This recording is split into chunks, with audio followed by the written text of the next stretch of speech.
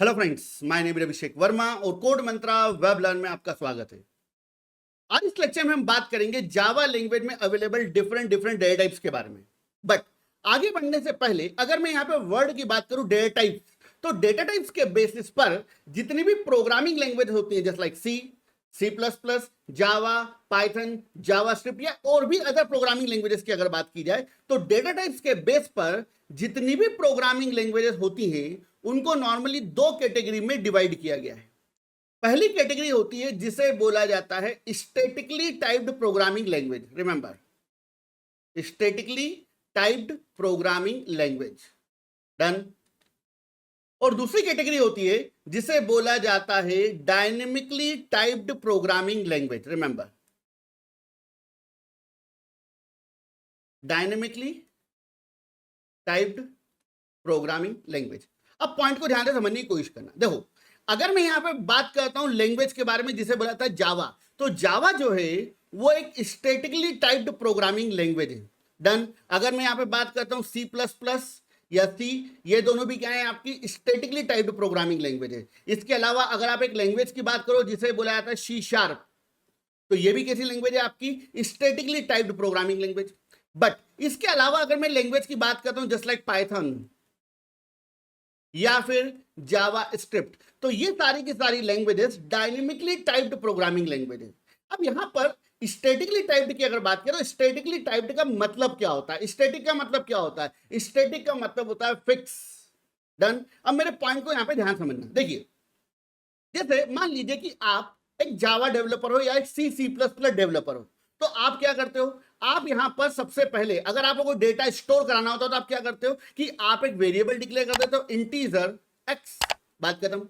अब यहां पे क्या हुआ कि जो एक्स एक वेरिएबल है, किस प्रकार का वेरिएबल है? वो इंटीजर टाइप का वेरिएबल है। तो यहां पर क्या होगा, आपके पास में 4 बाइट की मेमोरी बन जाएगी और इस मेमोरी का नाम क्या होगा? एक्स। और एक्स की बात की जाए तो एक्स में आप किसी इंटीजर वैल्यू को स्टोर कर सकते हो। तो जैसे आपने स्टोर कराया 291, तो जो 291 है वो यहां पर स्टोर हो जाएगा।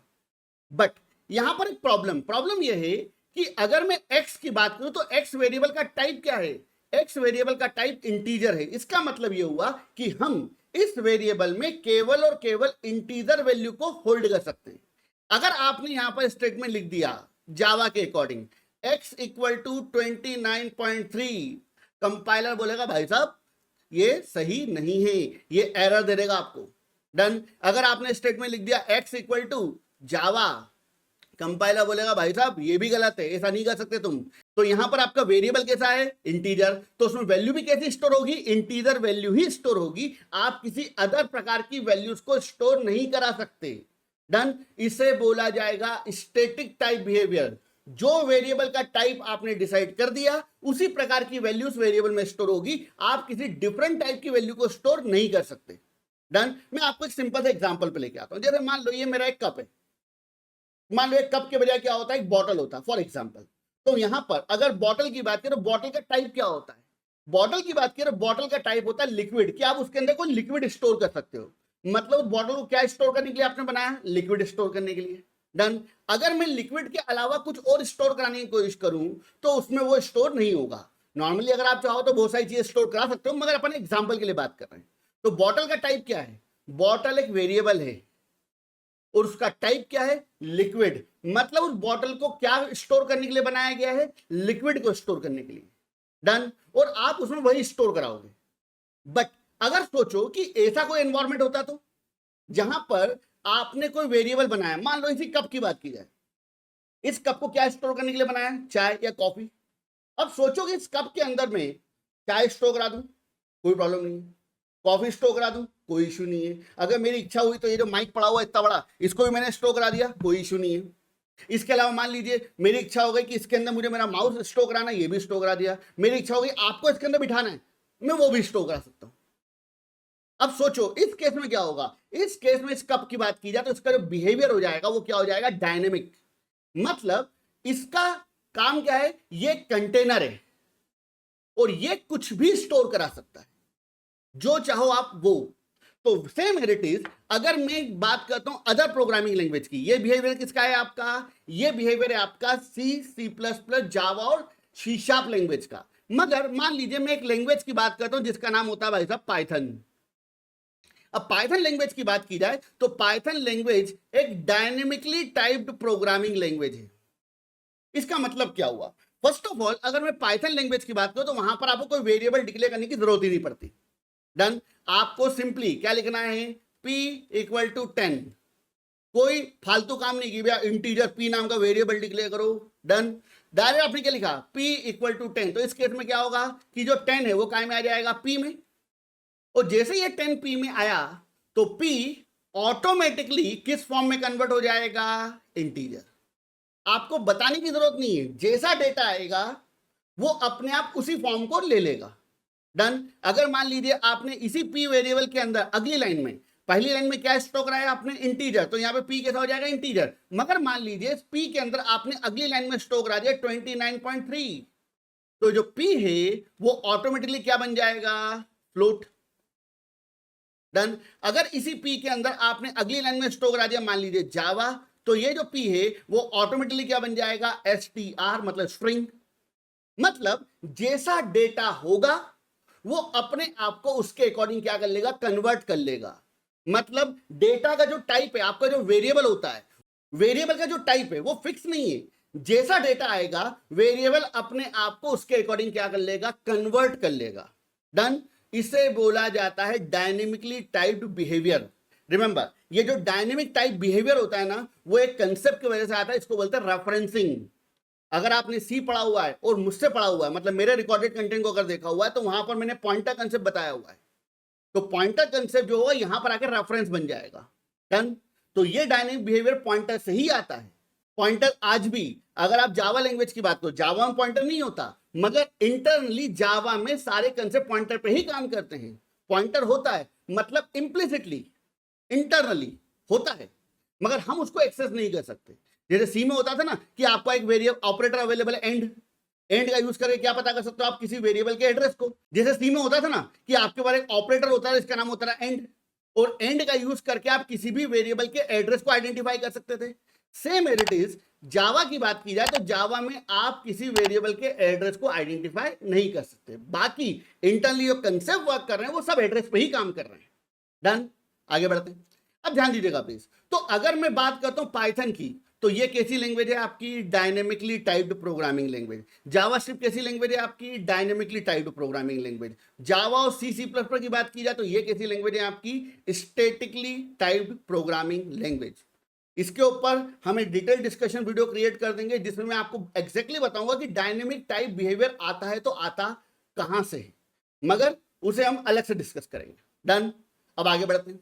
अब यहां पर अगर मैं जावा लैंग्वेज की बात करूं तो जावा लैंग्वेज में आपके जितने भी डेटा टाइप्स हैं उन डेटा टाइप्स को दो कैटेगरी में क्या कर रखा है, डिवाइड कर रखा है। पहली कैटेगरी होती है जिसे बोला जाता है प्रिमिटिव्स, और दूसरी कैटेगरी होती है जिसको बोला जाता है रेफरेंस। डन, पहली कैटेगरी का नाम क्या है भाई साहब, प्रिमिटिव, और दूसरी कैटेगरी का नाम क्या है, जिसे बोला जाता है रेफरेंस। अब देखिए मेरे पॉइंट को यहां पे ध्यान से समझना। देखिए जावा का एक सिंपल सा बिहेवियर है, ऐसे डेटा जो बहुत ज्यादा छोटे हैं, 2 बाइट 4 बाइट 8 बाइट मैक्सिमम, उन सभी की बात की जाए तो उन सभी को उन्होंने एक कैटेगरी में रखा हुआ है जिसे बोला जाता है प्रिमिटिव। मगर ऐसे डेटा टाइप्स जो कि bulk amount of memory acquire करते हैं, मतलब जिनको अगर आप प्रोग्राम में डिक्लेयर करोगे तो उनको कितनी मेमोरी चाहिए होगी उसकी कोई लिमिट नहीं है। हो सकता है कि वो 10 बाइट भी ले ले, हो सकता है वो 40 बाइट भी ले ले, हो सकता है वो 4000 बाइट भी ले लें। तो जहां पर आपके डेटा की बात की जाए तो डेटा क्या होता है आपका, लार्ज।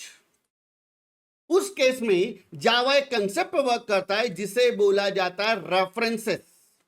अब रेफरेंस का जो बिहेवियर है वो सी लैंग्वेज के कंसेप्ट जिसको बोला जाता है डायनेमिक मेमोरी एलोकेशन, वहां से आया है, जिसमें आप क्या करते थे, अगर आपने मेरे कंटेंट को पढ़ा है तो मैंने उसको डिटेल में एक्सप्लेन किया हुआ है।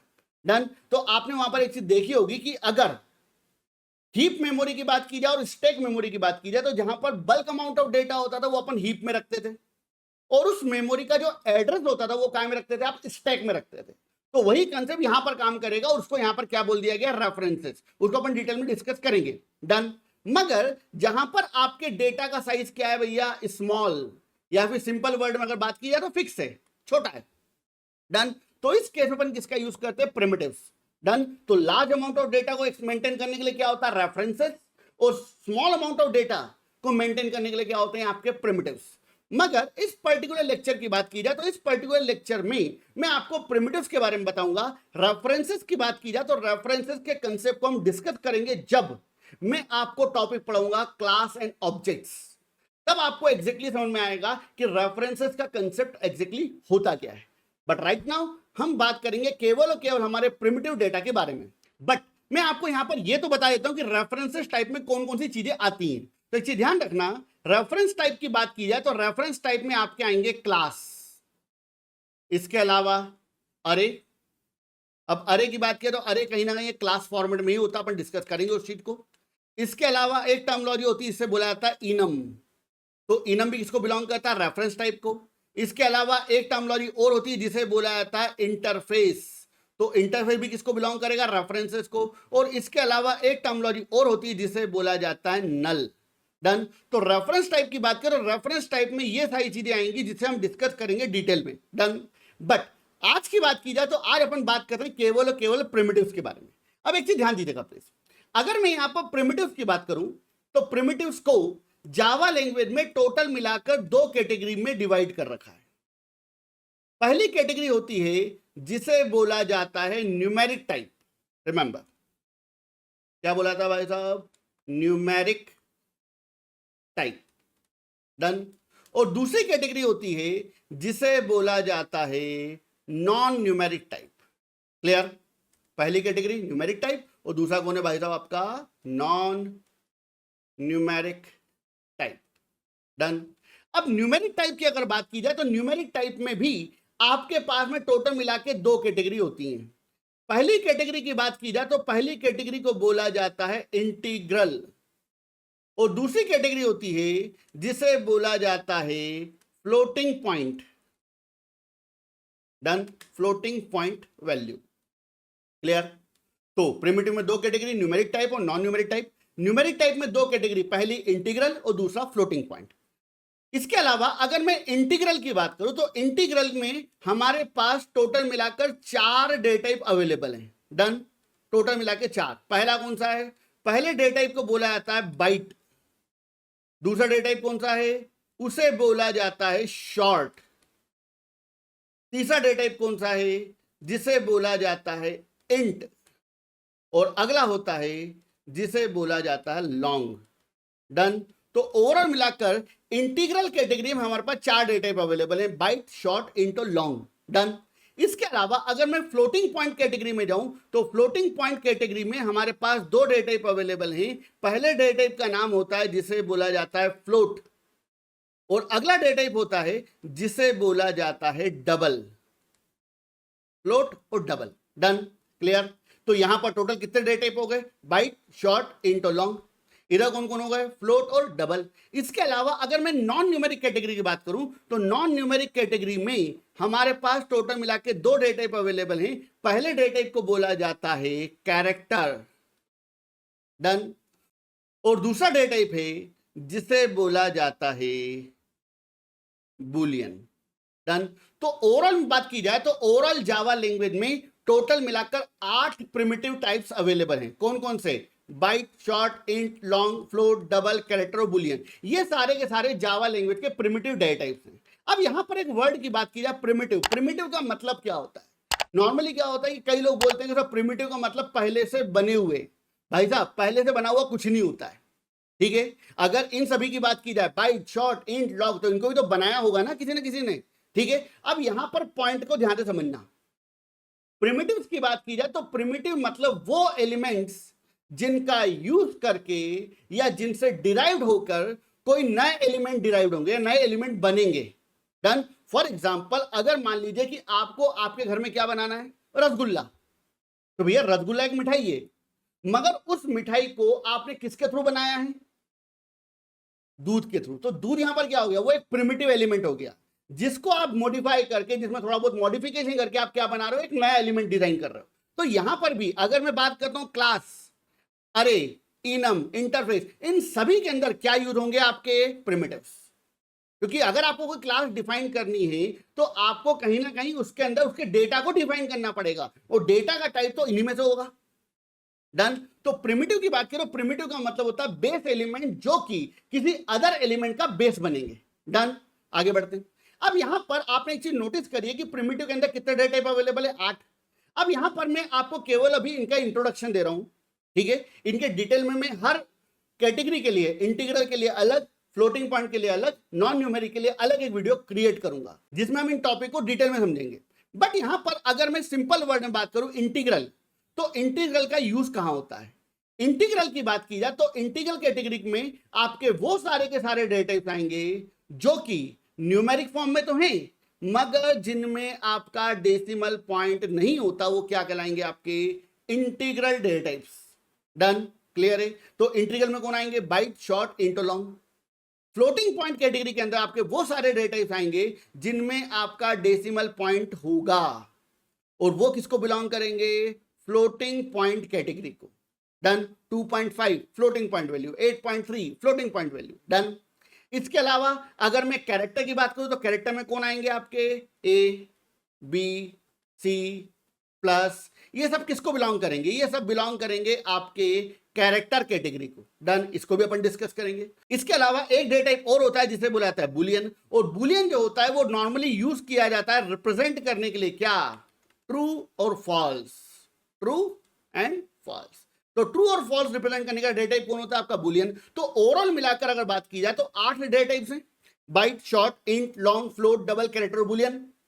कैटेगरी कितनी है, टोटल मिला के 3, इंटीग्रल, फ्लोटिंग पॉइंट और नॉन न्यूमेरिक।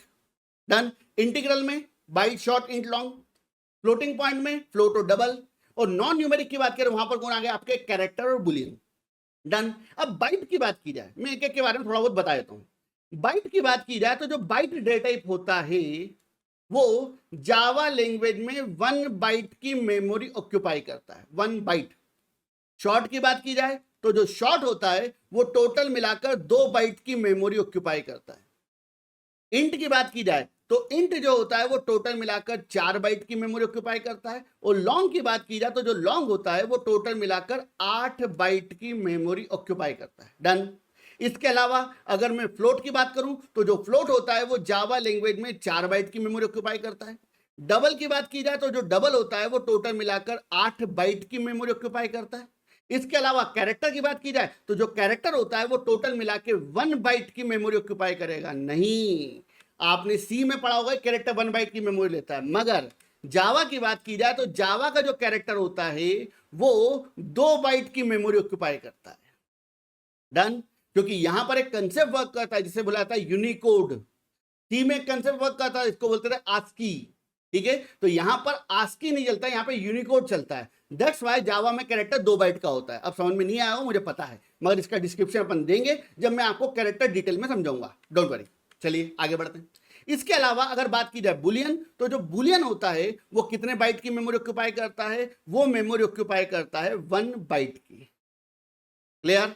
डन। तो ओवरऑल मिलाकर हमारे पास में 8 प्रिमिटिव टाइप्स हैं। अभी मैंने केवल आपको इंट्रोडक्शन दिया है, इनके ऊपर डिटेल में डिस्कस करेंगे नेक्स्ट वीडियो से।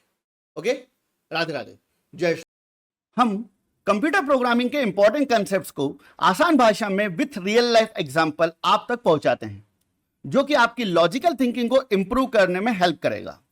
अगर आपको हमारा यह कंटेंट और एक्सप्लेनेशन अच्छा लगता है तो प्लीज हमारे चैनल को सब्सक्राइब करें। ये आपके लिए तो फ्री है, लेकिन इससे हमें और नए प्रोग्रामिंग रिलेटेड वीडियोस को बनाने के लिए मोटिवेशन मिलता है।